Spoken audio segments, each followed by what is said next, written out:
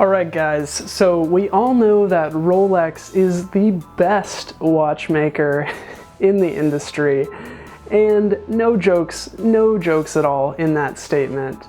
But I had a few of you comment on some of my latest videos asking me what makes the best watch, what makes a good watch. Some of you are new to the watch collecting community and you want to know what exactly it is you want to look for when purchasing your next piece. So let us hop right on in. I'm going to talk a little bit about my methodology for how I rate my watches in all of my reviews, which you can find on my channel. So the first category we have is value. How much value does the watch offer? Now, this is kind of a culmination of a whole bunch of different facts and different trivia specifications about the watch. Generally, you should look at the manufacturer of the watch and see where that watch is in their lineup and see if it actually justifies the price. If you're buying, for example, a Seiko Sarb for $1,000, it's probably not worth, its value is not very good, right? Another thing to look for, and we're gonna kind of go in more detail in a little bit later, but value, as I said, is kind of a culmination of everything about the watch to see if it really is worth your money and gives you any sort of bang per buck. So the next thing I kind of look at is movement and how well it's designed, how well the kind of features on the watch are polished, right? Generally, where watchmakers start to cut corners, especially under that $300 to $500 price range, some of the quality in terms of the level of finishing on the dial, how the indices are placed on the dial, actually start to degrade. But above the $500 mark, it is very, very hard to tell. So that is another way that you can kind of gauge how valuable the watch actually is and see if it is in fact a good watch. Now, the second part of my reviews, the second category, is the actual movement of the watch. Now, if you're new to watch collecting, I like to use the car analogy. You buy a car and it has an engine, right? In a lot of watches, the engine, the thing that actually makes the watch tick, is very similar and very industrialized to cut down on cost, right? So a lot of my watches, I think like 3 or 4 of my watches, actually have the same type of engine inside of them, even though on the outside they look very different. So, and a lot of people will differ about movements and their philosophies on movements, but my philosophy is if you're paying, if you can buy a movement for like $500, then it doesn't really make any sense for you to go out and buy a $1,000 watch with the exact same movement. Now, again, it does get a little bit fuzzy because there are other aspects of the watch that can make it worth that extra $500, and in my opinion actually does make it worth that extra $500 most of the time. But once you start getting from $1,000 to $2,000, $2,000 to $5,000, the level of quality, especially between the movements, starts to drop off. So again, that's another thing that you can use to tell. Specifics for the movement: generally you want a movement that ticks at 4 Hertz per second. Basically that's 8 individual ticks per second. You don't want quartz, which is 1 tick per second. You want the second hand to roll across the dial as the watch ticks. Another thing that you generally want with a watch that's good value is you want a hacking and a hand winding movement. What that means is that when you pull the crown of the watch out, the second hand actually stops, and what that allows you to do is that allows you to more accurately set the time of your watch so you don't have to keep fiddling with it throughout the week. Although, let's be honest here guys, most of us fiddle with our watches every week anyway. Another thing that you want is the hand winding, so you basically don't have to wear the watch all day. If you want to charge up the watch, you can basically just hand wind it like I'm doing with this watch here. But that kind of covers the movements. Generally, what I would recommend for a few manufacturers, you basically want a Seiko 6R15C or higher.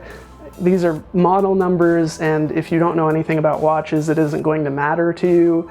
But on the Swiss side, you're going to want probably an ETA 2824 or a Valjoux 7750 or greater with those movements. And I personally haven't messed around with Chinese movements, but I know the Miyata 7025 is pretty good. I hope I said that one right. People are going to rage in the comment section down below, as always. The third category in all of my reviews is design. Now, each watch has a particular purpose. This watch is kind of a dress watch, but one of the downsides about this watch is that it's actually a little bit too big to be considered the stereotypical dress watch. Blanking in my head right now. But you want to look at the design, and you want to kind of find out what other watches in that category have as a norm for that price range. Now, with dress watches, generally you want them to be pretty slim, and you want them to be a little bit smaller than what is in fashion. That's just kind of the trend with dress watches. With dive watches, obviously the water resistance is a big thing. And then you also want to know like how legible it is. That's a pretty big thing for me personally. But really, a lot of the design choices are things that you have to figure out for yourself before going to purchase a piece. Now, I have everything else on my hand here. So the next category is usability. That takes into account things like if the watch has lume, which is what makes it light up in the dark. Generally, you don't want lume on a dress watch, but you do want it on, say, a diving watch or an aviation watch or a field watch.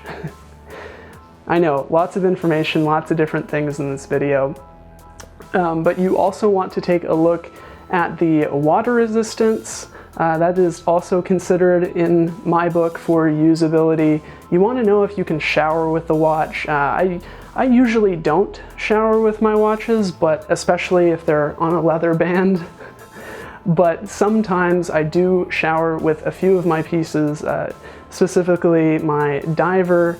But in addition to that, you also want to think about the clasp and the type of work that you're going to be doing. For me, I'm a programmer. I sit at my desk all day and basically type away at a keyboard. Generally, a metal bracelet is a little bit uncomfortable for me, and it digs into my wrist.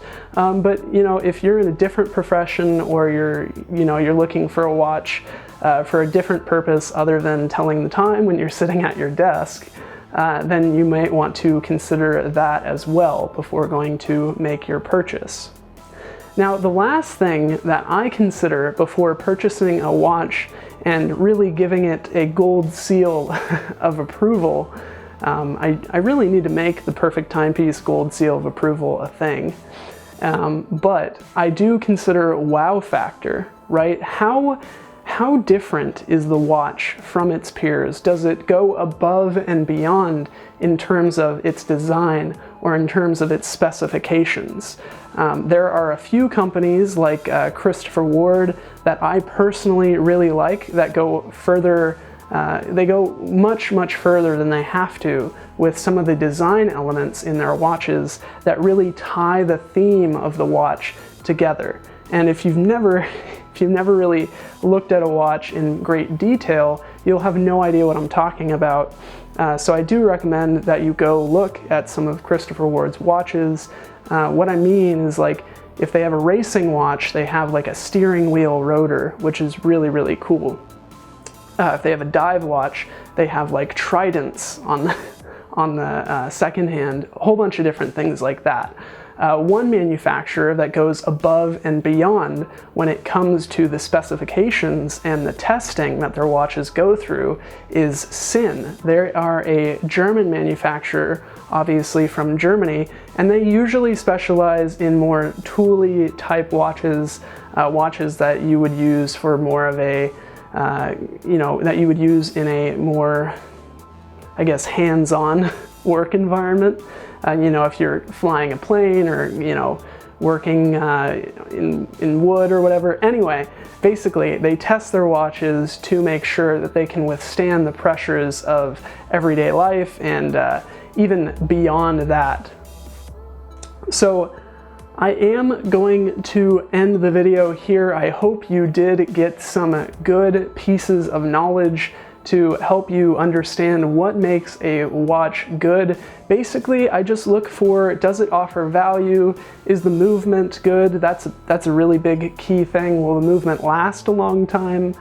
Because you do want to pass on your watches eventually. Is it well designed? Are all the specs well done? Or is it usable in everyday life? And does it go above and beyond? Because if it does go above and beyond, generally you can keep it, and if you have to sell it, you'll generally make your money back because it is such an iconic and a great piece. But really, you have to do your homework and really look at the pieces similar to the one that you're looking to buy.